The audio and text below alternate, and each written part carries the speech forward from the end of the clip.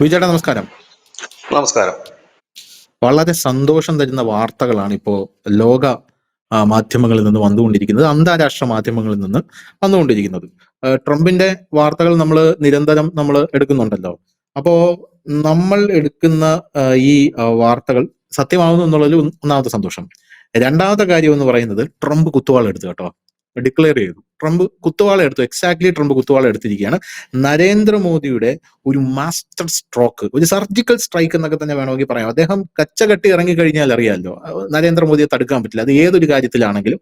പ്രത്യേകം മോദി സ്തുതി പറയല്ലേ, ഇതിന്റെ താഴെ കമന്റ് അടിക്കുമോ മോദിയെ സ്തുതിക്കാനാണെന്ന് പറഞ്ഞാൽ അങ്ങനെയല്ല. മോദിയുടെ ഒരു ചരിത്രം പരിശോധിച്ചാൽ നിങ്ങൾക്ക് മനസ്സിലാവും എന്താണ് മോദി കച്ചകെട്ടി ഇറങ്ങിയ ഒരു വിഷയത്തിൽ നടക്കാൻ പോകുന്നതെന്ന്. അത് കൃത്യമായിട്ട് അറിയാം. അത് അദ്ദേഹം നടത്തിയെടുക്കുന്നതിന്റെ പ്രധാനപ്പെട്ട കാരണം രാജ്യത്തിന്റെ ജനങ്ങളാണ്. 140 കോടി ജനങ്ങളോട് അദ്ദേഹം ഒരു ആഹ്വാനം നടത്തി കഴിഞ്ഞാൽ അവിടെ എവിടെയും ചില ശബ്ദങ്ങളൊക്കെ ഉയരും. പക്ഷെ എല്ലാ ഭൂരിപക്ഷ ജനങ്ങളും ഒരേ മനസ്സോടുകൂടി നരേന്ദ്രമോദിയുടെ ആഹ്വാനം ഏറ്റെടുത്ത് നടപ്പിലാക്കുന്ന ഒരു കാഴ്ചയാണ് കണ്ടത്. എന്തിനു പറയുന്നു, അദ്ദേഹം നോട്ട് നിരോധന സമയത്ത് അദ്ദേഹം നോട്ട് നിരോധനം നടത്തിയപ്പോൾ ആ സമയത്ത് നോട്ട് നിരോധനം നടത്തിയ ഇന്ത്യയെക്കാട്ടിലും ചെറിയ രാജ്യമായിട്ടുള്ള വിയറ്റ്നാമിലാണോ വിയന്നയിലാണോ എന്ന് എനിക്കൊരു ഡൗട്ടുണ്ട്, കലാപം ഉണ്ടായി, വലിയ കലാപം ഉണ്ടായി. എന്നാൽ ഇന്ത്യയിൽ 140 കോടി ജനങ്ങൾക്കിടയിൽ കലാപം ഉണ്ടായില്ല. മോദി പറഞ്ഞു എനിക്കൊരു 50 ദിവസം തരൂ, ഇല്ലെങ്കിൽ എന്നെ പച്ചയ്ക്ക് കത്തിക്കൂ എന്ന് പറഞ്ഞു. ജനങ്ങൾ സുഖമായിട്ട് ആ സംഭവം ഏറ്റെടുത്തു. വളരെ അത്ഭുതമായിരുന്നു അത് സംഭവം, ലോക രാജ്യങ്ങൾക്ക് പോലും. ഇപ്പോഴിതാ നരേന്ദ്രമോദി പറഞ്ഞിരിക്കുന്നത് ട്രംപിനെതിരെയുള്ള ഒരു ആഹ്വാനമാണ്. ഞങ്ങളുടെ സാധനങ്ങൾ സ്വദേശീവൽക്കരണം മേടിക്കൂ എന്നാണ് പറഞ്ഞിരിക്കുന്നത്. സത്യം പറഞ്ഞാല് വലിയ അടിയാണ് അമേരിക്കയ്ക്ക് കിട്ടാൻ പോകുന്നത് എന്നുള്ള കാര്യത്തിൽ തർക്കമില്ല. സ്വദേശീവൽക്കരണം നടത്തൂ, നമ്മുടെ സാധനങ്ങൾ മേടിക്കൂ. നേരത്തെ നരേന്ദ്രമോദി മെയ്ക്ക് ഇൻ ഇന്ത്യ പദ്ധതി തുടങ്ങിയപ്പോൾ നരേന്ദ്രമോദി അദ്ദേഹത്തിന്റെ സ്വപ്നം പറഞ്ഞിരുന്നു. അതായത് ലോക രാജ്യങ്ങൾക്കിടയിൽ ഒരു കുടുംബം ഭക്ഷണം കഴിക്കാനിരിക്കുമ്പോൾ ആ ഭക്ഷണം കഴിക്കാനിരിക്കുന്ന തീന്മേശയിൽ ഒരു സാധനമെങ്കിലും മെയ്ഡ് ഇൻ ഇന്ത്യ ആയിട്ട് അവിടെ കാണണം. അതായിരുന്നു എന്റെ സ്വപ്നം എന്നാണ് നരേന്ദ്രമോദി പറഞ്ഞിരുന്നത്. ഇപ്പൊ ട്രംപ് അതിനൊരു ആക്കം കൂട്ടുന്ന രീതിയിൽ തുറന്ന പോരും ഇന്ത്യൻ ട്രംപും തമ്മിൽ തുറന്ന പോരിലേക്ക് കാര്യങ്ങളും പോയിട്ടുണ്ട്. ഇപ്പോൾ നമുക്ക് മനസ്സിലാവുന്ന ഒരു കാര്യം, കഴിഞ്ഞ ദിവസം യേൽ സർവകലാശാലയിൽ ഒരു റിപ്പോർട്ട് നമ്മൾ പുറത്തുവിട്ടിരുന്നു. അമേരിക്കയ്ക്ക് ഇത് വലിയ ദോഷം ചെയ്യുമെന്ന്. ട്രംപിന്റെ ഭരണത്തിന്റെ കീഴിൽ അമേരിക്കൻ സമ്പദ് വ്യവസ്ഥ തകർന്ന് തരിപ്പണമായിരിക്കുകയാണ് എന്ന റിപ്പോർട്ടാണ് ഇപ്പോൾ അന്താരാഷ്ട്ര മാധ്യമങ്ങളെല്ലാം തന്നെ പുറത്തുവിടുന്നത്. അമേരിക്കൻ സമ്പദ് വ്യവസ്ഥ വളരെ ശോഷിച്ച നിലയിലാണ്. ട്രംപ് പറയുന്നത് ഇന്ത്യൻ സമ്പദ് വ്യവസ്ഥയാണ് തകർന്നത്. വാസ്തവത്തിൽ സ്ഥിതി നേരെ വിപരീതമാണ്. അമേരിക്ക തന്നെ ഒരു മരിച്ച സമ്പദ് വ്യവസ്ഥയായി മാറാൻ പോകുന്നു. ആലോചിച്ച് നോക്കി, അമേരിക്കയാണ് ഒരു ഡെഡ് എക്കോണമിയായി മാറാൻ പോകുന്നത്. അമേരിക്കൻ സമ്പദ് വ്യവസ്ഥയുടെ സ്ഥിതി വിവര കണക്കുകൾ മാത്രമാണ് നമ്മളിപ്പോൾ ഇവിടെ സൂചിപ്പിക്കുന്നത്. കഴിഞ്ഞ വർഷം 2.80 വളർച്ചാ നിരക്ക് ഉണ്ടായിരുന്ന അമേരിക്കൻ സമ്പദ് വ്യവസ്ഥയ്ക്ക് ട്രംപിന്റെ ഭരണത്തിന്റെ ആദ്യത്തെ 6 മാസങ്ങളിൽ 1.3% താഴെ മാത്രമാണ് വളർച്ചാ നിരക്ക്. ഇന്ത്യയുമായും ചൈനയുമായും വ്യാപാര കരാർ ഉണ്ടാക്കാൻ ട്രംപ് മടിക്കുന്നത് എന്തുകൊണ്ടാണെന്നാണ് ഈ കാര്യങ്ങൾ വിശദീകരിക്കുന്നത്. അപ്പൊ ട്രംപിന്റെ യുക്തിരഹിതമായിട്ടുള്ള പണനയങ്ങൾ കാരണമാണ് അമേരിക്കൻ സമ്പദ് വ്യവസ്ഥ മാന്ദ്യത്തിലേക്ക് നീങ്ങുന്നതെന്ന് അമേരിക്കൻ സാമ്പത്തിക വിദഗ്ധർ പറയുന്നു. ട്രംപിന്റെ ഭരണത്തിന്റെ ആദ്യ 6 മാസങ്ങളിൽ ഇത് സംഭവിച്ചാൽ ഭാവിയിൽ അമേരിക്കൻ സമ്പദ് വ്യവസ്ഥ തന്നെ ഒരു ഡെഡ് എക്കണോമിയായി മാറും എന്നാണ് പല ആൾക്കാരും പറയുന്നത്. പക്ഷേ ഇന്ത്യൻ സമ്പദ് വ്യവസ്ഥയ്ക്ക് അതേസമയം 6% വളർച്ചയാണ് ഇന്ത്യൻ സമ്പദ് വ്യവസ്ഥ കൈവരിക്കുന്നത് എന്നുള്ളതാണ് മറ്റൊരു പ്രധാനപ്പെട്ട കാര്യം. അമേരിക്കൻ സമ്പദ് വ്യവസ്ഥയിലെ കുതിച്ചുചാട്ടത്തിന് എന്തെങ്കിലും തെളിവുണ്ടെങ്കിൽ അത് എല്ലാ മാസവും കാണുന്ന തൊഴിൽ നിയമന കണക്കുകളിൽ മാത്രമാണെന്ന റിപ്പോർട്ടുകൾ പുറത്തു വരുന്നുണ്ട്. ജൂലൈയിൽ തൊഴിൽ നിയമനം മെയ് മാസത്തിൽ 19,000, ജൂണിൽ 14,000, ജൂലൈയിൽ 73,000 ആയിരുന്നു. ഈ കണക്കുകൾ 2.58 ലക്ഷം നിയമങ്ങൾ പ്രതീക്ഷിച്ചതിലും വളരെ കുറവായിരുന്നു. ജൂലൈയിൽ പോലും 1.15 ലക്ഷം നിയമനങ്ങൾ പ്രതീക്ഷിച്ചിരുന്നുവെങ്കിലും 73,000 മാത്രമേ നിയമിക്കപ്പെട്ടുള്ളൂ എന്നുള്ള റിപ്പോർട്ടുകളൊക്കെ പുറത്തു വരുന്നു. അതൊരു ഭാഗത്ത്. ഇനി രണ്ടാമത്തെ കാര്യം, ടെസ്റ്റ് ബെഡിന്റെ ചെയർമാനായിട്ടുള്ള വലിയൊരു കനേഡിയൻ പ്രമുഖൻ, ഒരു വ്യവസായ ഭീമൻ കിർക്ക് ലുബിമോവ് എന്ന് പറയുന്ന ഒരു വ്യക്തി അമേരിക്കയെ ട്രംപിനെ വിമർശിച്ചിരിക്കുകയാണ്. ഇയാൾ എന്ത് പൊട്ടത്തരമാണ് ഈ കാണിക്കുന്നത്, ഇന്ത്യയുമായിട്ടൊക്കെ ഒരു അടിക്ക് പോകുക എന്ന് പറഞ്ഞാൽ ട്രംപിന് ഭൗമ രാഷ്ട്രീയമായിട്ടുള്ള യാതൊരു സാഹചര്യത്തിനെ പറ്റി ഒരു ബോധ്യമില്ലെന്നാണ് പറയുന്നത്. പുള്ളിയും പറയുന്നത് ഇന്ത്യയുടെ പർച്ചേസിംഗ് പവറിനെ കുറിച്ചും മാർക്കറ്റിംഗ് തന്ത്രങ്ങളെ കുറിച്ചുമാണ്. അതായത് ഇന്ത്യ എന്ന് പറയുന്ന ഒരു എക്കണോമി അവഗണിച്ച് നിങ്ങൾ എങ്ങനെ മുന്നോട്ട് പോകും മിസ്റ്റർ ട്രംപ് എന്നാണ് പുള്ളി ചോദിക്കുന്നത്.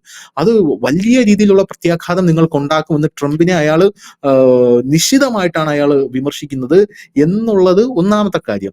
രണ്ടാമത്തെ കാര്യം, ഇന്ത്യൻ പ്രധാനമന്ത്രി നരേന്ദ്രമോദി അദ്ദേഹം പുകഴ്ത്തിയിട്ടുണ്ട്. കാരണം ഈ മരമണ്ടന്റെ നയങ്ങൾക്കെതിരെ വളരെ സമചിത്തമായിട്ടാണ് നരേന്ദ്രമോദി പെരുമാറുന്നത്.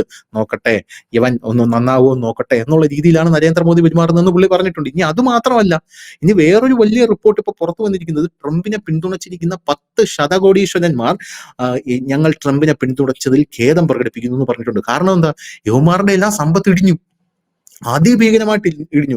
ഒറ്റ ദിവസം കൊണ്ട് $50 ബില്യൺ വൻ നഷ്ടമാണ് വന്നിരിക്കുന്നത്.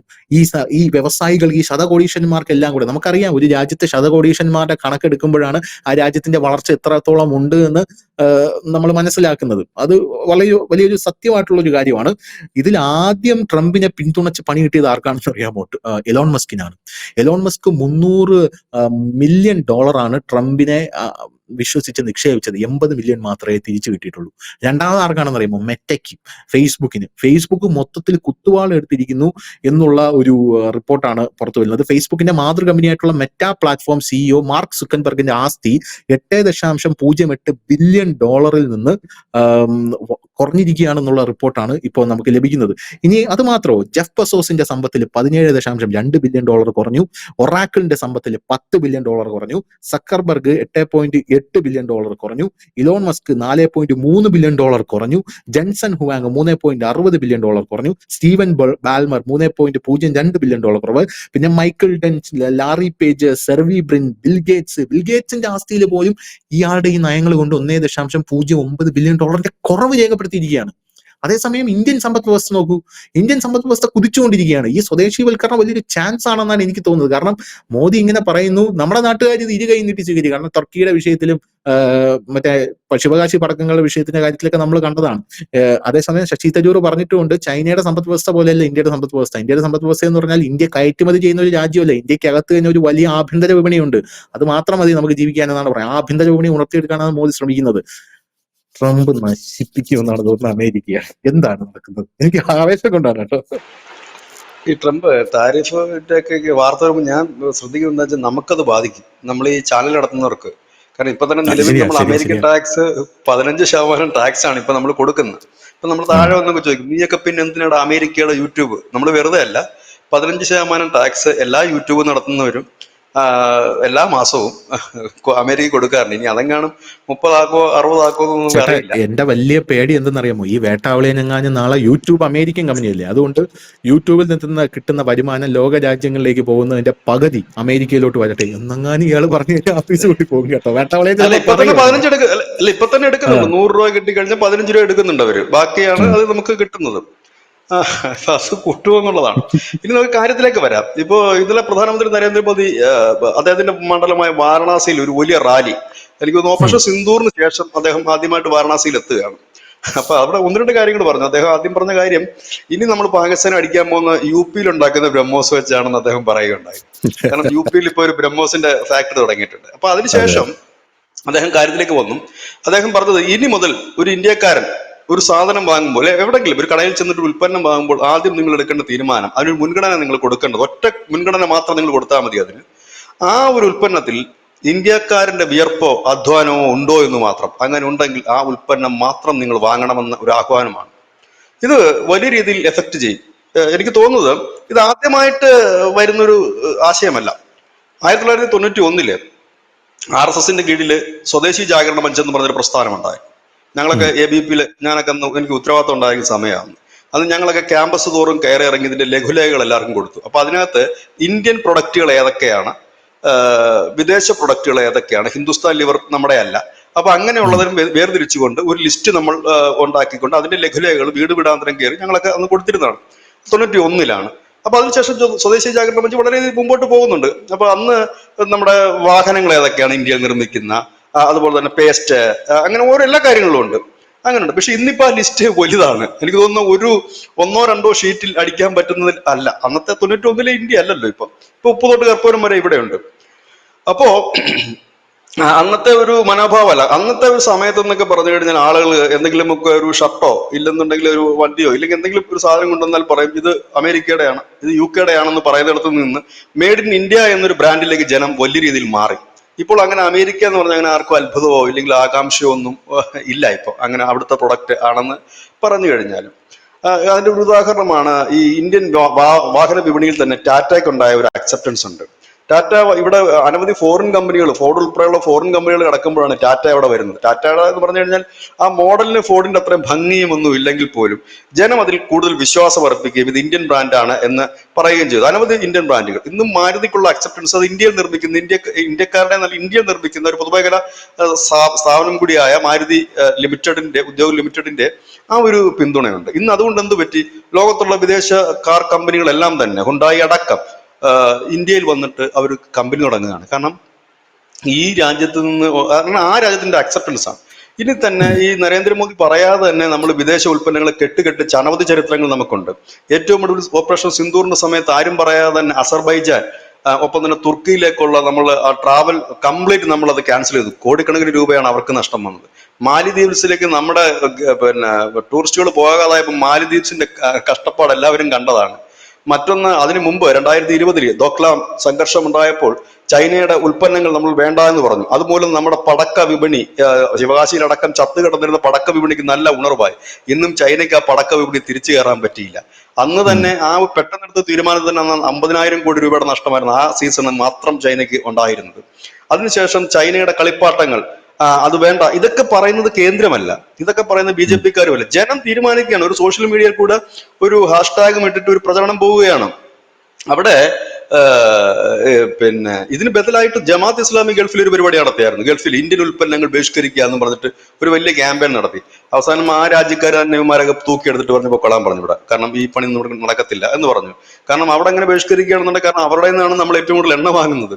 അപ്പൊ ഇവിടെ ഗൾഫിൽ നിന്ന് നമുക്ക് അങ്ങനെ ഒരു വലിയ പ്രൊഡക്ഷൻ ഒന്നും ഇവിടെ വരുന്നില്ല. അപ്പൊ കളിപ്പാട്ട വിപണി എന്ന് വന്നു. ഇന്ന് ലോകത്തിലെ 4-ാം നമ്പർ കളിപ്പാട്ട വിപണിയിൽ ഉള്ള ഒരു രാജ്യം ഇന്ത്യയാണ്. ഇതിനു മുമ്പ് അതില്ലായിരുന്നു. എനിക്ക് ഇപ്പോഴും ഓർമ്മയുണ്ട്, ധനുഷിന് ഓർമ്മ കാണും, തമിഴ്നാട്ടിൽ വന്നിട്ട് എനിക്ക് തോന്നുന്നു അദ്ദേഹത്തിന്റെ ഈ മൻ കി ബാത്തിലാണെന്ന് തോന്നുന്നു, ഈ തമിഴ്നാട്ടിൽ നിന്ന് ഈ കരകൗശലക്കാരുണ്ടാക്കുന്ന കളിപ്പാട്ടങ്ങൾ അദ്ദേഹം അത് പറഞ്ഞത്, അത് കൈകൊണ്ടുണ്ടാക്കുന്നതാണ് അവിടുത്തെ കരകൗശലക്കാർ, ഇതൊക്കെ നമ്മുടെ കുഞ്ഞുങ്ങൾക്ക് അടിച്ചാലും പ്രശ്നമൊന്നുമില്ല. അത് പറഞ്ഞതിന്റെ ഉദ്ദേശം എന്താണെന്ന് മനസ്സിലായോ ധനുഷിന്? കാരണം ഈ കുട്ടികൾ കളിപ്പാട്ടം കടിക്കും. അപ്പൊ ചൈനയിൽ നിന്നും മറ്റും വരുന്ന കളിപ്പാട്ടങ്ങൾ മീൻസ് അത് കെമിക്കൽസ് ആണല്ലോ, കളറൊക്കെ ആണെങ്കിലും ഒക്കെ. അപ്പം ഇത് വാങ്ങി കടിച്ചാലും കുഴപ്പമില്ല എന്നുകൂടി അദ്ദേഹം പറയുന്ന ഒരു വാക്കുണ്ട്. അത് ശരിക്കും ഏറ്റുപിടിച്ചു. തടിയിലാണ് അത് ഉണ്ടാക്കുന്നത്. അപ്പം ഇതെല്ലാം ഭയങ്കര. ഇപ്പൊ ഇന്ന് നമ്മൾ ഏതെങ്കിലും ഒരു കട ചെന്ന് ഇന്ത്യൻ പ്രൊഡക്റ്റ് തന്നെയാണ് ഇന്നിപ്പോ ഏകദേശം നമ്മുടെ എല്ലാ കടകളിലും ഇരിക്കുന്നു. സൂപ്പർ മാർക്കറ്റിൽ ചെന്ന് കഴിഞ്ഞാലും തുണിയുടെ ആണെങ്കിലും ഒക്കെ ഇന്ത്യൻ പ്രൊഡക്റ്റ് ആണ്, വേറൊരു പ്രൊഡക്റ്റ് ഇല്ല. ഇനി അഥവാ വേറെ പ്രൊഡക്റ്റ് ആണെങ്കിലും പറയുന്നത് കാരണം ബാംഗ്ലൂരാണ്, പുറത്തുനിന്നുള്ള വരവില്ല, ഇവിടെ തന്നെയുള്ള നിർമ്മാതാക്കളാണ് ചെയ്യുന്നത്. ചിലപ്പം ബ്രാൻഡ് പുറത്തുനിന്നുള്ളതായിരിക്കാം, പക്ഷെ നിർമ്മാണം നരേന്ദ്രമോദി പറഞ്ഞതുപോലെ ഇന്ത്യക്കാരന്റെ വിയർപ്പും അധ്വാനമുള്ള പ്രൊഡക്റ്റ് തന്നെയാണ് ഇവിടെ ഉള്ളത്. പക്ഷെ അദ്ദേഹം കുറച്ചുകൂടി കടത്തി പറഞ്ഞത് സ്വദേശി ഉൽപ്പന്നങ്ങൾ വ്യാപാരികൾ കൂടുതലായി വാങ്ങി സ്റ്റോക്ക് ചെയ്യണം എന്നാണ് പറഞ്ഞത്. അതായത് നമ്മുടെ തന്നെ ഒരുപാട് പ്രൊഡക്റ്റുകൾ നമ്മുടെ രാജ്യത്തുണ്ട്, ഉപ്പ് തൊട്ട് കർപ്പൂരം വരെ ഉണ്ട്. നമുക്ക് ഇല്ലാത്ത ചില കാര്യങ്ങളുണ്ട്, നമ്മളിപ്പോൾ അതിനകത്ത് ഉണ്ടാക്കാനുള്ള ശ്രമത്തിലും ഉണ്ടാക്കുന്നതിന് പകുതിയുമായി നിൽക്കുന്ന കാര്യങ്ങൾ. അതെന്തൊക്കെയാണ് നമുക്ക് നോക്കിക്കഴിഞ്ഞാൽ, ഒന്ന് സെമി കണ്ടക്ടറാണ്, നമ്മുടെ ഈ ഡിഫൻസ് സിസ്റ്റത്തിനൊക്കെ വേണ്ട സെമി കണ്ടക്ടറാണ്. അതിപ്പോ ഈ വേദാന്ത ഗ്രൂപ്പ് അതിനകത്തൊരു വലിയ ഇൻവെസ്റ്റ്മെന്റ് നടത്തിക്കൊണ്ട് അവരിപ്പോൾ അത് ഉണ്ടാക്കാൻ, നമുക്ക് അതിനൊരു വലിയ ഇതുണ്ട്. അതിപ്പോ നമ്മൾ കൂടുതലായിട്ടും ചൈനയും തായ്വാനെയും അമേരിക്കയും ഒക്കെയാണ് അതിനകത്ത് ആശ്രയിക്കുന്നത്. അതുപോലെ തന്നെ നമ്മുടെ വാഹനങ്ങളുടെ ബാറ്ററി, നമ്മുടെ ഇലക്ട്രിക്കൽ വാഹനങ്ങൾ ഇപ്പോൾ വലിയ രീതിയിൽ വരുമ്പോൾ ആ ബാറ്ററിക്ക് നമുക്ക് ലിഥിയം ബാറ്ററി അടക്കമുള്ളവ നമ്മൾ ചൈനയിൽ നിന്നും മറ്റുമൊക്കെയാണ് ഇപ്പോൾ പല രാജ്യങ്ങൾ, ഓസ്ട്രേലിയയിൽ നിന്നൊക്കെ നമ്മളത് ഇറക്കുന്നുണ്ട്, അതിനും തായ്വാനിൽ നമ്മൾ ഇറക്കുന്നുണ്ട്. ഒപ്പം തന്നെ എയർക്രാഫ്റ്റ് എഞ്ചിനുകൾ, അത് നമ്മളെ സംബന്ധിച്ച് ഇപ്പം നമ്മൾ അതിൻ്റെ ഒരു പണിപ്പുരയിലാണ്. അപ്പം ആ എയർക്രാഫ്റ്റ് എഞ്ചിനുകൾ നമ്മളിപ്പോൾ പ്രധാനമായി ആശ്രയിക്കുന്നത് UK-യും USA-യുമാണ്. 2 രാജ്യങ്ങളെയാണ് നമ്മൾ പ്രധാനമായി ആശ്രയിക്കുന്നത്. നമ്മൾ അതിനകത്ത് ഇനി മുന്നേറേണ്ടതായിട്ട് ഒരു ഭാഗമുണ്ട്. അതുപോലെ ഹയർ എൻഡ് മെഡിക്കൽ എക്യുപ്മെന്റ്സ് ഉണ്ട്. ഈ വലിയ വലിയ ഹോസ്പിറ്റലിലൊക്കെ ഇപ്പോൾ ഭയങ്കരമായിട്ടുള്ള ഹയർ എൻഡ് ആയിട്ടുള്ള ഈ ഉപകരണങ്ങൾ, മെഡിക്കൽ ഉപകരണങ്ങൾ, ആ ഉപകരണങ്ങളൊക്കെ നമ്മൾ ജർമ്മനിയിൽ നിന്നും ഒപ്പം തന്നെ ഈ പറയുന്ന USA-യിൽ നിന്നാണ് നമ്മൾ പർച്ചേസ് ചെയ്യുന്നത്. നമുക്കറിയാം ഈ അടുത്ത നാളില് ഈ ജർമ്മനിയുടെ തന്നെ ഒരു ലോകം മുഴുവൻ വ്യാപിച്ചു കിടക്കുന്ന ഒരു വലിയ ഹോസ്പിറ്റൽ ശൃംഖലയുണ്ട്. അത് നമ്മുടെ കേരളത്തിൽ വരുന്നു എന്ന് പറഞ്ഞൊരു വലിയ വിവാദം, അതിൽ ഷെയർ ഉണ്ട്, ഏതോ കായൽ, ഇവിടെ അങ്ങനെയാണല്ലോ, എന്തെങ്കിലും ഒരെണ്ണം വന്ന ഉടനെ വിവാദമാക്കും, കായലെങ്ങാണ്ട് കത്തിയിട്ട് എറണാകുളത്ത് വരുന്നു എന്നൊക്കെ പറഞ്ഞിട്ട്. പക്ഷെ അങ്ങനെ ഉള്ളവരും ഇന്ത്യയിലേക്ക് വരാനുള്ള കാരണം ഇതിന്റെ ഒരു ഇവിടുത്തെ ഒരു പർച്ചേസിംഗ് കപ്പാസിറ്റി കണ്ടിട്ടാണ്. ആ മെഡിക്കൽ വിങ്, അതായത് ഹോസ്പിറ്റൽ ശൃംഖലയാണ് അത് ലോകം മുഴുവനുള്ള. അപ്പൊ അവർ വരുന്നു, അങ്ങനെയുള്ള സാധനങ്ങളുണ്ട്. ഒപ്പം തന്നെ നമ്മുടെ ഔഷധ നിർമ്മാണത്തിനുള്ള റോ മെറ്റീരിയൽസ് കുറച്ചധികം വരുന്നത് ചൈനയിൽ നിന്നാണ്. അപ്പൊ ഇങ്ങനെയുള്ള ഓരോ കാര്യങ്ങൾ നമുക്കുണ്ട്. അപ്പൊ അതിനകത്തേക്ക് സ്വയം പര്യാപ്തത നമ്മൾ നേടിക്കൊണ്ടേ ഇരിക്കുകയാണ്. നമുക്കറിയാം ഇന്ന് അനവധി സ്റ്റാർട്ടപ്പുകളുണ്ട്, അനവധി കമ്പനികൾ നമുക്കുണ്ട്. അങ്ങനെയുള്ളതിലേക്ക് നമ്മൾ പ്രോത്സാഹനം നൽകിക്കൊണ്ട് നമ്മുടേതായ, അതുകൊണ്ടാണ് നമ്മൾ പറയുന്നത്, നമ്മൾ എന്തുകൊണ്ടാണ് F-35 നമുക്ക് വേണ്ട എന്ന് പറഞ്ഞത്? കാരണം നമ്മളുടെ പുതിയ രീതി എന്ന് പറഞ്ഞാൽ നമ്മൾ എന്ത് വാങ്ങുന്നു അതിന്റെ സോഴ്സ് കോഡ് അടക്കം, അതിന്റെ ടെക്നിക്കൽ സംഭവം അടക്കം, അല്ലാതെ ഞങ്ങൾക്ക് ഈ സാധനം മേടിക്കുകയും ഓപ്പറേറ്റ് ചെയ്യണമെങ്കിൽ നിങ്ങളുടെ അടുത്ത് വന്ന് അനുവാദം ചോദിക്കുകയും ചെയ്യണം എന്ന് പറയുന്ന നയം നമുക്കില്ല. നിങ്ങൾ ഇവിടെ നിർമ്മിച്ചോളൂ, കുഴപ്പമില്ല. ഇല്ലെങ്കിൽ നിങ്ങൾ അതിന്റെ സോഴ്സ് കോഡ് നിങ്ങൾ ഇവിടെ നിർമ്മിക്കണമെന്ന് ഒരു നിർബന്ധം നമുക്കില്ല എന്ന് പറയുന്നിടത്താണ് അമേരിക്ക പോലുള്ളവർ ആയുധ വിപണിയിൽ നിന്ന് ഇന്ത്യയുടെ അവിടെ നിന്ന് ഒരുപാട് അകന്നു തുടങ്ങിയത്. അപ്പം ഇതിന് കിട്ടുന്ന ഒരു അക്സെപ്റ്റൻസ് ഇപ്പൊ ഭയങ്കരമായിരിക്കും. കാരണം ഇപ്പോ ആ 91 സ്വദേശി ജാഗരണം എന്നതിന്റെ സമയമല്ല, ഇപ്പോൾ വലിയ രീതിയിൽ ദേശീയത അലയൊടിക്കുന്ന ഒരു സമൂഹമാണ് ഇന്ന് ഇന്ത്യ. അതുകൊണ്ട് തന്നെ ഈ ഒരു ബോയ്ക്കോട്ട്, അതായത് വിദേശ ഉൽപ്പന്നങ്ങൾ ബഹിഷ്കരിക്കുക, അല്ലെങ്കിൽ അത് നമുക്ക് വേണ്ട എന്നൊരു തീരുമാനം ആരെങ്കിലും ഒരു ഹാഷ്ടാഗ് ഇട്ടാൽ, അതായത് നരേന്ദ്രമോദി പറഞ്ഞതിന് വെച്ചുകൊണ്ട് ആരെങ്കിലും ഒരു ഹാഷ്ടാഗ് ഇട്ടാൽ തന്നെ വലിയ ഇമ്പാക്ട് ഉണ്ടാക്കാൻ പറ്റും. ഇനി വേണ്ട BJP-ക്കാരും RSSകാരും മാത്രം തുടക്കത്തിൽ ഇത് സ്വദേശികളെ സ്വദേശ ഉൽപ്പന്നങ്ങളെ പ്രോത്സാഹിപ്പിക്കാൻ തുടങ്ങിക്കഴിഞ്ഞാൽ തന്നെ അത് തന്നെ ഏതാണ്ട് 10-16 കോടി വരും. അവർ തന്നെ പറയുന്നത് BJP-യിൽ അവർക്ക് 13 കോടി മെമ്പർമാരാണ്. പോട്ടെ, 10 കോടി മെമ്പർമാര് ഒരു സ്വദേശി ഉൽപ്പന്നമെങ്കിലും ഒരു മാസം മേടിച്ചു കഴിഞ്ഞാൽ അതുണ്ടാക്കുന്ന ഇമ്പാക്ട് എന്തായിരിക്കും? സംഘപരിവാർ പ്രസ്ഥാനങ്ങളിലെ ദേശീയ ബോധമുള്ള ആളുകൾ, ഇതിലൊന്നും പെടാത്ത ഈ ദേശീയ സ്വദേശി വികാരമുള്ള അനവധി പേരുണ്ട്. ഉൽപ്പന്നങ്ങൾ എന്ന് പറയുമ്പോൾ മെയിൻ ആയിട്ട് നമ്മൾ ഏതാ ഫോക്കസ് ചെയ്യുന്നത്? ഭക്ഷ്യ വിഭവങ്ങളാണോ, ഇലക്ട്രോണിക്സ് ആണോ, അല്ലെങ്കിൽ വേറെ എന്തെങ്കിലും ഹൗസ് ഹോൾഡ് അപ്ലയൻസസ് ആണോ? എന്താണ് അത് ഉദ്ദേശിക്കുന്നത് സ്വദേശി എന്ന് പറയുന്നത്? സമസ്ത മേഖലയിൽ സ്വദേശി എന്ന് പറയുമ്പോൾ രണ്ട് കാര്യങ്ങളാണ് അത് വരുന്നത്. ധനുഷ് ചോദിച്ച നല്ലൊരു ചോദ്യം. കാരണം രണ്ട് കാര്യങ്ങളാണ് അതിൽ വരുന്നത്. ഒന്ന്, മേക്കിംഗ് ഇന്ത്യ. മേക്കിംഗ് ഇന്ത്യ എന്ന് പറഞ്ഞാൽ എന്താണ്? പുറത്തു നിന്ന് കൊണ്ടുവരുന്ന കമ്പനികളും മറ്റും ഇന്ത്യയിൽ വന്നിട്ട് അത് നിർമ്മിച്ച് വിൽക്കുന്നത്.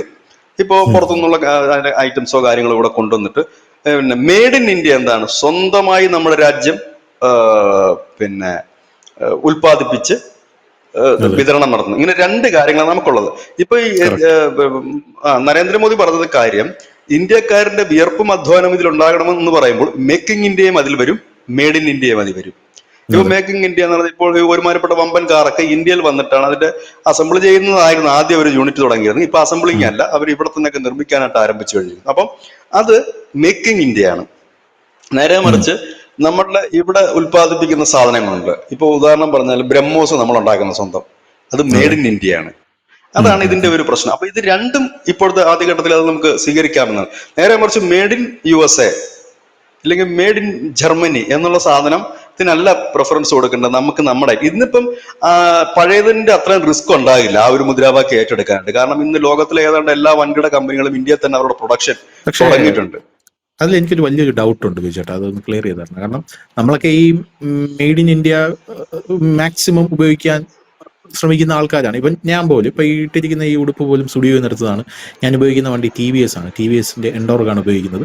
അത് ഇന്ത്യൻ കമ്പനിയാണ്. അപ്പം നമ്മൾ അത് നോക്കിയിട്ടാണ് നമ്മൾ എടുക്കുന്നത്. ഇനി ഒരു വണ്ടി എടുക്കുന്നെങ്കിൽ നമ്മൾ ടാറ്റയോ അല്ലെങ്കിൽ അങ്ങനെയുള്ള ഇന്ത്യൻ കമ്പനീസ് ഏതാണ്, മഹീന്ദ്രയോ ഉള്ള കാര്യങ്ങൾ, ആ വണ്ടിക്കൊക്കെ അതിൻ്റെതായിട്ടുള്ള ക്വാളിറ്റീസ് ഉണ്ട്. പക്ഷേ ഒരു വ്യാപകമായിട്ടുണ്ടാകുന്ന ഒരു ആക്ഷേപം ഉണ്ടല്ലോ, പ്രത്യേകിച്ച് കേരളത്തിൽ. വേറെയുള്ള സംസ്ഥാനങ്ങൾ വിട്ടോ, ആ സംസ്ഥാനങ്ങൾക്ക് ഈ പ്രശ്നം ഉണ്ടെന്ന് ഞാൻ കരുതുന്നില്ല.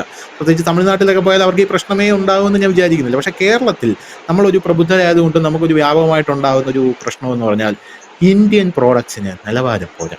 അത് വളരെ വ്യാപകമായിട്ടുണ്ടാകുന്ന ഒരു പ്രശ്നമാണ്. അമേരിക്കൻ പ്രോഡക്ട്സ് പോലെ അല്ലെങ്കിൽ വേറെ എവിടെയെങ്കിലും ജർമ്മനി മറ്റത് മറിച്ചത് എന്നൊക്കെ പറയുന്ന പ്രോഡക്ട്സ് പോലെ ഇന്ത്യൻ പ്രോഡക്ട്സിന് ഒരു നിലവാരം കുറവാണ് എന്നുള്ളൊരിതുണ്ട്. ഉദാഹരണത്തിന് ഇപ്പോൾ നമ്മളെ പതഞ്ജലി വന്നപ്പോൾ പതഞ്ജലി അവർ ഉണ്ടാക്കുന്ന പ്രോഡക്ട്സിൽ മായമുണ്ട് എന്നുള്ള വലിയൊരു ആരോപണം ആ സമയത്തുണ്ടായിരുന്നു. അങ്ങനെ അത് വലിയ രീതിയിലൊരു പിഴയൊക്കെ കൊടുക്കുന്ന ഒരു സാഹചര്യം ഉണ്ടായിരുന്നു. ഇതൊക്കെ വെച്ചിട്ടാണ് ഇവരിത് ആരോപിക്കുന്നത്. അപ്പോൾ യഥാർത്ഥത്തിൽ ഇന്ത്യൻ പ്രോഡക്ട്സിൽ ഒരാൾ ഓപ്റ്റ് ചെയ്യുന്ന ഒരു സമയത്ത് ഇതൊരു മാനദണ്ഡമായിട്ട് കണക്കാക്കേണ്ടി വരുമോ? അതായത് ഇവർക്കുള്ള ഈ ഒരു ബോധം ഉണ്ടല്ലോ, ഈ നമുക്കൊരു എന്താ പറയുക, ആ പ്രോഡക്ട്സിനൊന്നും വലിയ രീതിയിലുള്ള ഒരു നിലവാരമില്ല എന്നുള്ളൊരു സംഭവം ഉണ്ടാകേണ്ടി വരുമോ? ഇപ്പോ അതൊരു വലിയ ചോദ്യമാണ്. കാരണം ഇപ്പൊ തന്നെ നിലവിൽ ഈ പുറത്തുനിന്ന് വരുന്ന സാധനത്തിന് നമ്മുടെ മനസ്സിന്റെയാണ് നിലവാരമുണ്ട്, നിലവാരമില്ലെന്ന്. അതിപ്പോ ഇവിടെ ഒരു ചെക്കിങ്ങിന് ഇതിപ്പോ ഇവിടെ സാധാരണഗതിയിൽ ഒരു ഇന്ത്യൻ കമ്പനി ഒരു ഫുഡ് പ്രൊഡക്റ്റ്, ഞാൻ ഒരു ഉദാഹരണം പറയാണ്, ഒരു ബിസ്ക്കറ്റ് കമ്പനിയുമായിട്ട് ഒരു ഇന്ത്യൻ പ്രൊഡക്റ്റ് വന്നു കഴിയുമ്പോൾ സ്വാഭാവികമായി ഒരു മൾട്ടിനാഷണൽ കമ്പനി ഉണ്ടെന്ന് വെക്കുക, ഇന്റർനാഷണൽ കമ്പനി. അവരാദ്യം ചെയ്യുന്ന ഇതിനെതിരെ മാധ്യമങ്ങളെ സ്വാധീനിച്ച് വലിയ രീതിയിലുള്ള വാർത്തകൾ ചമയ്ക്കും. ഈ ബിസ്ക്കറ്റിന് ക്വാളിറ്റി ഇല്ല, ഇതിനകത്ത് കാര്യങ്ങളില്ല, അങ്ങനെ ഈ കമ്പനിയെ തകർക്കുകയാണ് സാധാരണ ചെയ്തുകൊണ്ടിരുന്നത്. പക്ഷെ ഇവിടെ അവരുടെ ബിസ്ക്കറ്റിനും ഇവിടെ വരുമ്പോൾ ക്വാളിറ്റി ഉണ്ടോ ഇല്ലയോ എന്ന് എങ്ങനെ അറിയാം നമുക്ക്? കാരണം എന്തായാലും അവരുടെ രാജ്യത്തിന്റെ ഓരോ രാജ്യത്തിന്റെയും ക്വാളിറ്റി ചെക്കിങ് വ്യത്യസ്തമായ രീതിയിലാണ്. ഇപ്പൊ നമ്മുടെ ഇവിടുന്ന് കയറിപ്പോകുന്ന അനവധി ഉൽപ്പന്നങ്ങളുണ്ട് ഗൾഫിലേക്ക്, അതായത് മിഡിൽ ഈസ്റ്റിലേക്കും കയറിപ്പോകുന്നു, യൂറോപ്യൻ കൺട്രീസിലേക്കും കയറിപ്പോകുന്നു. അത് വേറൊരു ക്വാളിറ്റിയിലാണ് കയറിപ്പോകുന്നത്. കാരണം അവരുടെ ക്വാളിറ്റി മാനദണ്ഡങ്ങളുണ്ട്.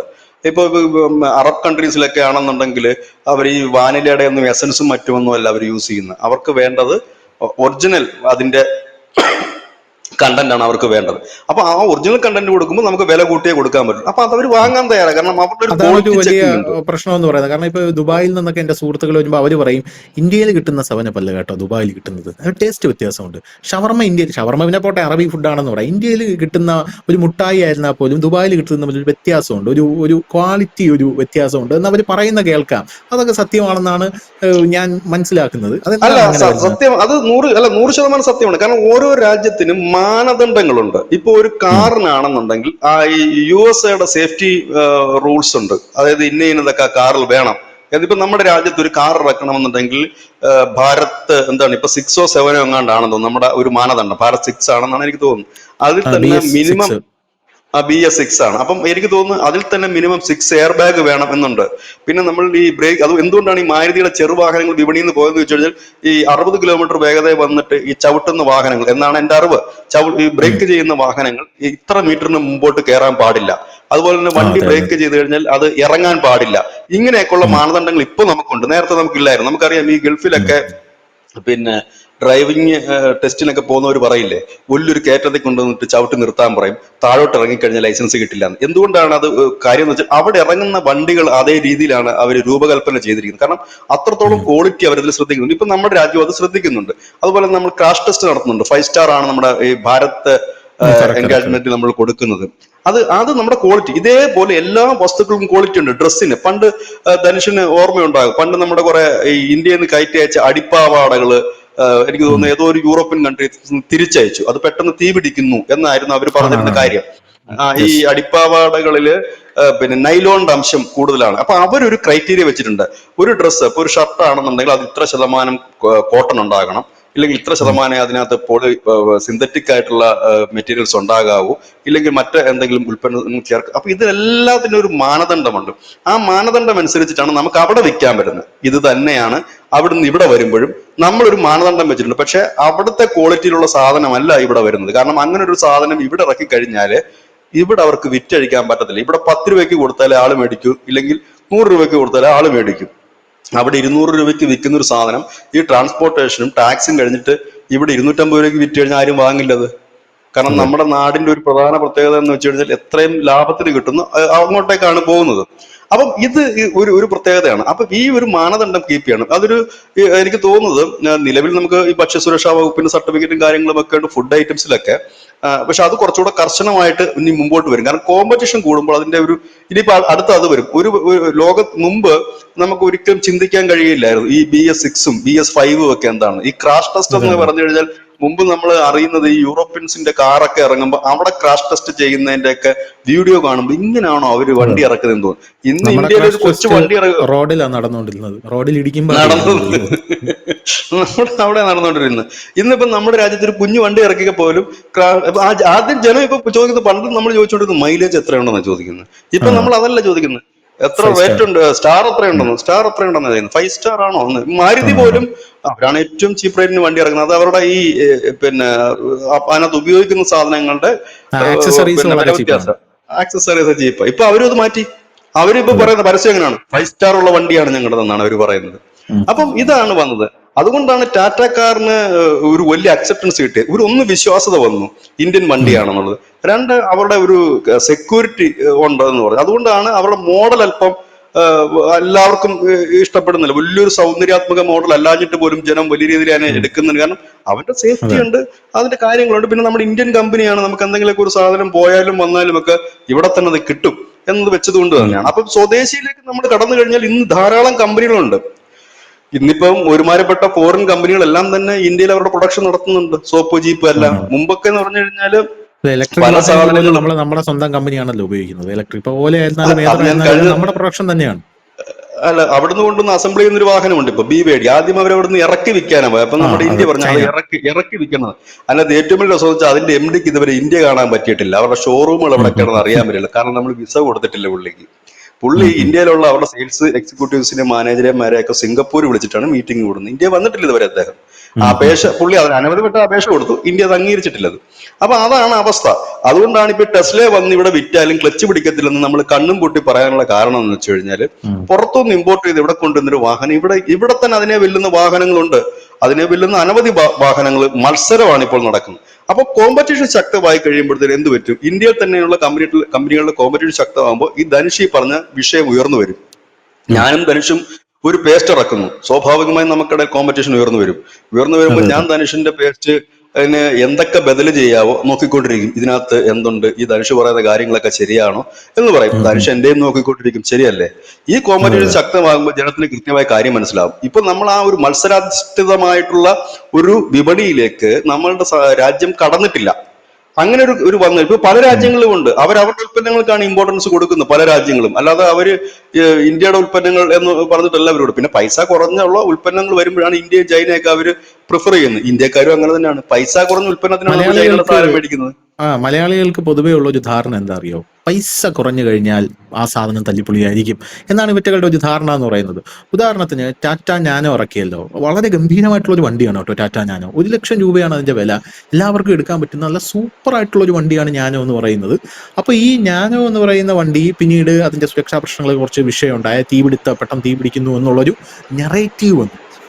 പറയുന്നത് പോലെ നമുക്കറിയില്ല. കാരണം ഇത്തരത്തിൽ 1,00,000 രൂപയ്ക്ക് വണ്ടി ഇറങ്ങി കഴിഞ്ഞാൽ പിന്നെ 10-12 ലക്ഷം രൂപയ്ക്കൊക്കെ വണ്ടി ഇറക്കുന്ന ആൾക്കാർക്ക് എന്താണ് ഇവിടെ റോള്? കാരണം ഈ പാവപ്പെട്ടവന് ഈ 10-12 ലക്ഷം രൂപ വണ്ടി എടുക്കത്തുള്ളൂ. അവന് EMI കൊടുക്കുമോ? അവര് എന്നാ EMI വെച്ചാൽ എനിക്ക് EMI കുരുക്കിപ്പെടുത്തും.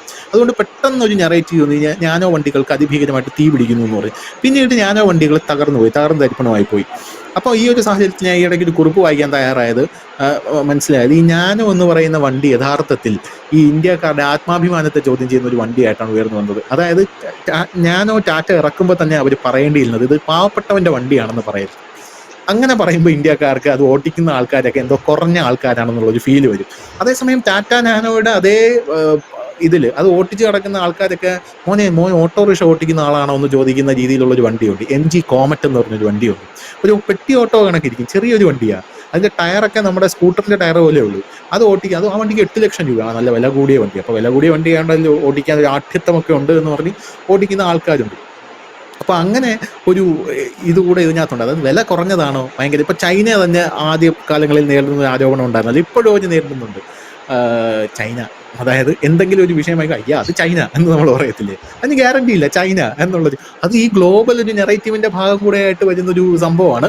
പിന്നെ അതിലൊരു 50% അല്ല, ഈ സംഭവം ഒരു പ്രോഡക്റ്റിന്റെ ഒരു ഫെയിലിയറിൽ ഒരു 25% ഞാൻ മനസ്സിലാക്കുന്നത് അതുമായിട്ട് ബന്ധപ്പെട്ട് ജോലി ചെയ്യുന്ന ആൾക്കാരുടെ ഒരു വിഷയമാണ് കേട്ടോ. കാരണം എൻ്റെ വണ്ടിയൊക്കെ TVS ഒക്കെ ആണെങ്കിൽ വളരെ മോശം സർവീസാണ്. ഞാനത് ഈ ഇവിടെ കരമനയുള്ള കതിർ TVS എന്ന് പറഞ്ഞ TVS നിന്നാണ് എടുത്തത്. അതിപ്പോൾ വലിയ ആരോപണങ്ങൾ നേരിട്ടുകൊണ്ടിരിക്കുകയാണ്. വാർത്തയിലൊക്കെ ഒരുപാട് ആരോപണങ്ങളായത്. ഈ ഇടയ്ക്ക് മെനങ്ങാന്ന് ഞാനൊരു വാർത്ത കണ്ടത്, അവിടെ നിന്നൊരു TVS iQube ഇറക്കിയ ഡിനിൽ എന്ന് പറയുന്ന ഒരു വ്യക്തിക്ക് ആ iQube മാനുഫാക്ചറിങ് ഡിഫക്റ്റ് ഉണ്ടെന്ന് പറഞ്ഞ് അവർ സ്ഥിരീകരിച്ചിട്ട് അവർ വീണ്ടും പൈസ അടച്ച് പുതിയ iQube ഇറക്കാൻ പറഞ്ഞു എന്നാണ് അറിയുന്നത്. ഒരു വാർത്ത പുറത്തു വന്നിട്ടുണ്ട്, മാധ്യമങ്ങൾ അത് റിപ്പോർട്ട് ചെയ്തിട്ടുണ്ട്. അത് പറ്റില്ല എന്ന് അവർ പറഞ്ഞപ്പോൾ അവരത് അത് മാറ്റിയിട്ട് തിരിച്ചു കൊടുക്കാൻ പോലും അത് തയ്യാറാകുന്നില്ല എന്നുള്ളൊരു റിപ്പോർട്ട് പുറത്തുണ്ട്. അപ്പോൾ ഒരു ഭാഗം 25% ഈ സർവീസുമായിട്ട് ബന്ധപ്പെട്ട ഇന്ത്യക്കാരുടെ മനോഭാവം. രണ്ടാമത്തെ ഒരു പ്രശ്നം എന്ന് പറഞ്ഞാൽ ഇവരുടെ അഭിമാനത്തിന്റെ പ്രശ്നം. വില കുറഞ്ഞ സാധനമാണെങ്കിൽ എന്തോ മോശമാണെന്നുള്ളൊരു പ്രശ്നം. ബാക്കിയാണ് ഈ നെറേറ്റീവ് കാര്യങ്ങൾ വരുന്നതെന്നാണ് ഞാൻ മനസ്സിലാക്കുന്നത്. അല്ല, ഇതിനകത്ത് വേറൊരു കാര്യങ്ങളുണ്ട് ദേശ. പിന്നെ ഈ നമ്മുടെ ഈ പലരും പറയാറുണ്ട് ഈ കോസ്മെറ്റിക് ഐറ്റംസ് ഉണ്ട്, ക്രീമും മറ്റുമൊക്കെ. അത് അമേരിക്കയുടെ നല്ല, ജർമ്മനിയുടെ നല്ല എന്ന് പറയും. ഒന്ന്, ആ ഒരു റേറ്റിന് അവർക്ക് ഇന്ത്യയിൽ കൊടുക്കാൻ പറ്റത്തില്ല. അമേരിക്കയിൽ ആ ക്രീം വിൽക്കുന്ന റേറ്റിന് ഇന്ത്യ അവർക്ക് കൊടുക്കാൻ പറ്റില്ല. ഇന്ത്യ അവർ കൊടുക്കുന്നുണ്ട്.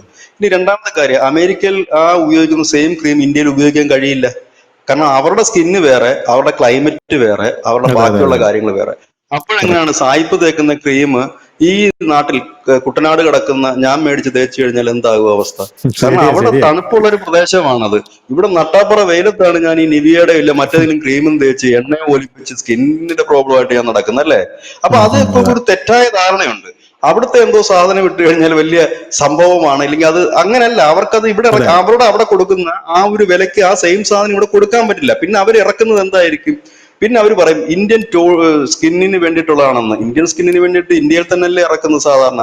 ഇപ്പൊ ഏതാണ്ട് കോസ്മെറ്റിക് കമ്പനികളെല്ലാം, ഇപ്പൊ വൻകിട കമ്പനികളെല്ലാം ഒലയടക്കം ഇന്ത്യയിൽ തന്നെ പ്രൊഡക്ഷൻ തുടങ്ങിയിട്ടുണ്ട്. ഇറക്കുന്ന നിവിയ തേച്ചാൽ മാത്രമേ എനിക്ക് സ്കിന്ന് വെളുക്കുകയുള്ളൂ. അതേസമയം ഇവിടെ ഒരു പാവപ്പെട്ട സംരംഭകൻ അവൻ ഇറക്കുന്ന മറ്റേ ഈ ഇതുണ്ടല്ലോ, മറ്റേ ഈ പ്ലാസ്റ്റിക് കവറിൽ ഉണ്ടാക്കിയ, നമ്മൾ ഈ പാർട്ടി ഫ്രീ ഷോപ്പിലൊക്കെ കാണുമ്പോൾ ഈ മുൾട്ടാനി മുട്ടി എന്ന് പറഞ്ഞ് വെച്ചേക്കും. അതാണ് ആക്ച്വലി നമുക്ക് വേണ്ടത്, അതാണ് നമ്മുടെ സ്കിന്നിന് പറ്റുന്നത്. അത് തേച്ച് കഴിഞ്ഞാൽ എനിക്കെന്തോ ഞാനൊന്ന് കുറഞ്ഞു പോകുമെന്ന് വിചാരിക്കുന്ന ആൾക്കാരുടെ ഒരു പ്രശ്നമാണത്. അതെ അതെ അതിനല്ലേ ഈ പഴവർഗ്ഗങ്ങളും അങ്ങനെ തന്നെ. നമ്മൾ ഈ കടയിലൊക്കെ പോയി ആണ്. കഴിയുമ്പം ഇപ്പൊ ഒരുപാട് പിന്നെ ഫോറിൻ ഫ്രൂട്ട്സുകളുണ്ട് ഈ സൂപ്പർ മാർക്കറ്റിലൊക്കെ. അവിടെ ചെല്ലുമ്പോൾ പറയും ഉം. ഇത് സ്വിറ്റ്സർലൻഡിന്റെ ആണ്, ഞാൻ ഇന്നലെ ആ സ്വിറ്റ്സർലൻഡിന്റെ ഒരു അതെ അതെ പഴമാണ് അതെ കഴിച്ചത്. കറക്റ്റ്. നല്ല കാര്യമാണ്, പൈസ ഉണ്ടെങ്കിൽ സ്വിറ്റ്സർലൻഡിന്റെ ജപ്പാന്റെ മേടിച്ച് കഴിക്കാം. പക്ഷെ ഈ അതെ അതെ നാട്ടിലെ പപ്പായയും ഇല്ലെന്നുണ്ടെങ്കിൽ ഈ തണ്ണിമത്തിനും ഒക്കെ തരുന്ന ഒരു ഗുണം വേറെ ലെവലാണ്. അപ്പൊ കറക്റ്റ്. അത് കഴിക്കുന്നൊരു അത് ഞാൻ പറയാം, മാനസികമായ ഒരു പ്രശ്നമുണ്ട്. അതെനിക്ക് തോന്നുന്നു മലയാളികൾക്കാണ് കുറച്ചുകൂടെ കൂടുതലെന്നാണ് എനിക്ക് ഉണ്ട് ഉണ്ട് ഉണ്ട്. തോന്നിയിട്ടുള്ളത്, മലയാളികൾക്കാണ്. അതെ അതെ അതെ അതെ. കാരണം ഇപ്പൊ ഇന്ത്യൻ പ്രൊഡക്റ്റിനോട്, അതുകൊണ്ട് ഇപ്പൊ ഈ സ്വദേശി എന്ന് പറഞ്ഞൊരു സാധനം വന്നു കഴിഞ്ഞാൽ സ്വാഭാവികമായിട്ട് അതിന് വലിയൊരു അടി കിട്ടുന്ന ഈ ഇതിനകത്തോട്ട് നമ്മുടെ ഉം. പാലുൽപ്പന്നങ്ങളിലും കാർഷിക മേഖലയിലേക്കും കടന്നു കയറാൻ ശ്രമിക്കുന്ന അമേരിക്ക ഉൾപ്പെടെ രാജ്യങ്ങൾക്ക് അതൊരു വലിയ തിരിച്ചടി തന്നെയാണ്. കാരണം ഉം. ഇന്ത്യയാണ് ലോകത്തിലെ ഒന്നാം നമ്പർ, രണ്ടാം നമ്പർ ഒന്നും അല്ല, ഒന്നാം നമ്പർ വിപണി, ചലനാത്മകതയുള്ള ഒന്നാം നമ്പർ വിപണിയാണ്. പർച്ചേസിംഗ് കപ്പാസിറ്റി ഉള്ള 140 കോടി ജനമുള്ള എവർ ഗ്രീൻ ആയിട്ട് നിൽക്കുന്ന ഒരു വിപണിയാണ്. ഉം. ഈ ഉം. ഉം. ഒരു വിപണിയിലേക്ക് ഇനി ഏതെങ്കിലും രാജ്യം വരണമെങ്കിൽ എന്ത് സംഭവിക്കണം? ഇവിടെ വന്ന് പ്രൊഡക്ഷൻ നടത്തണം. ഈ ഒരു അതെ. മനോഭാവം വളർന്നു കഴിഞ്ഞാൽ, അത് സ്വദേശി വളർന്നു കഴിഞ്ഞാൽ ഇത് പോരെ. ഈ ഇന്ത്യൻ വിപണി കണ്ടുകൊണ്ടാണല്ലോ ട്രംപ് ഈ കിടന്ന അഭ്യാസം മുഴുവൻ കാണിക്കുന്നത്. നമ്മുടെ വിപണി ഉം. ഡെഡ് ആയിട്ടുള്ള എക്കണോമിയാണ് നമ്മുടെതെങ്കിൽ അദ്ദേഹം ഇതിൽ ഈ മാസം കൊടുക്കും ചർച്ചയ്ക്ക് വരുന്നുണ്ട്. എന്തിനാ ചർച്ചയ്ക്ക് വരുന്നത്? ചർച്ചയ്ക്ക് വരേണ്ട കാര്യമില്ല. നമ്മളെ തള്ളിക്കളയാ അവർക്ക്. എന്താ തള്ളിക്കളയാതിരിക്കുന്നത്? ഇതിന്റെ വിപണി കണ്ടുകൊണ്ട് തന്നെയാണ്. ആരും എന്താ നമ്മളെ എതിർക്കാത്തത്? ചൈന കിടന്ന് ഈ മുക്ര ഇടുന്നത് മുഴുവൻ എന്തിനാണ്? കുറച്ചെങ്കിലും വിപണി തുറന്നു തരാൻ പറഞ്ഞിട്ടല്ലേ? റഷ്യയുമായിട്ട് നമ്മൾ ഈ ഉം. ഉം. ബന്ധം വേണ്ട, വിച്ഛേദിക്കണമെന്ന് അമേരിക്ക കട്ടായം പറയും. നമ്മളൊരു ദരിദ്ര രാജ്യമാണെങ്കിൽ പറയുമായിരുന്നു? ഇല്ല. അതെ. നമ്മൾ എണ്ണ മേടിക്കുന്നതാണ് ഇപ്പോൾ റഷ്യയുടെ ഏറ്റവും വലിയൊരു ആശ്വാസമായി വരുന്നത്. നമ്മൾ അവരുടെ കയ്യിൽ നിന്ന് 60% ആയുധം നമ്മൾ അവരുടെ കയ്യിൽ നിന്ന് വാങ്ങുന്നതാണ് അമേരിക്കക്ക് തലവേദന ഉണ്ടാക്കിയിരിക്കുന്നത്. അവരുടെ മുഖത്ത് നോക്കി പറയണം, നിങ്ങളുടെ F-35 എടുത്തിട്ട് പോകും, ഞങ്ങൾക്ക് വേണ്ട. കാരണം അതെ ഞങ്ങളുടെ അതെ ഇവിടെ അതെ. തന്നെ ഇപ്പൊ ഇന്ന് വന്നിരിക്കുന്ന പുതിയ വാർത്ത, റഷ്യ അവരുടെ പുതിയ അർമേദ ടാങ്കുകളുണ്ട്, പാറ്റൻ ടാങ്കുകൾ. ഇന്ത്യ ഉം. ഉം. ഉം. നമ്മുടെ ഈ പാറ്റൻ ടാങ്കുകളൊക്കെ നവീകരിക്കുന്നു എന്ന് കേട്ടപ്പോൾ തന്നെ റഷ്യ പറയുന്നു, നിങ്ങൾ അവിടെ കൊണ്ടുപോയി നിർമ്മിച്ചോ എന്നാ പറയുന്നത്. ഈ ഉം. Su-57 റഷ്യ ഇങ്ങോട്ട് തരികയല്ല ചെയ്യുന്നത്, ഞങ്ങൾ സംഭവങ്ങളെല്ലാം കൂടെ തരാം, നിങ്ങൾ അവിടെ തന്നെ റെഡിയാക്കി എടുത്തു എന്നാണ് പറയുന്നത്. ഇത് നമ്മളെ സംബന്ധിച്ച് ഉം. സാമ്പത്തികമായ ലാഭമാണ്. അത് മെയ്ഡ് ഇൻ ഇന്ത്യ ആയിട്ടാണ് വരുന്നത്. കാരണം നമ്മുടേതായ രീതിയിൽ നമുക്ക് അതിനെ ഒരുക്കൂട്ടിയെടുക്കാൻ പറ്റും. അപ്പം ഈ ഒരു കാര്യത്തിലാണ് ഈ ട്രംപ് കിടന്ന് കടംപിടുത്തം പിടിക്കുന്നത്. അതിനൊക്കെ എത്രയോ കണ്ടുപഠിക്കേണ്ട ഒരു രാജ്യം UK ആണ്. അവര് ബുദ്ധിപൂർവ്വം കറക്റ്റ്. തന്നെ അതിൽ കാര്യങ്ങൾ നീക്കിയിട്ടുണ്ട്.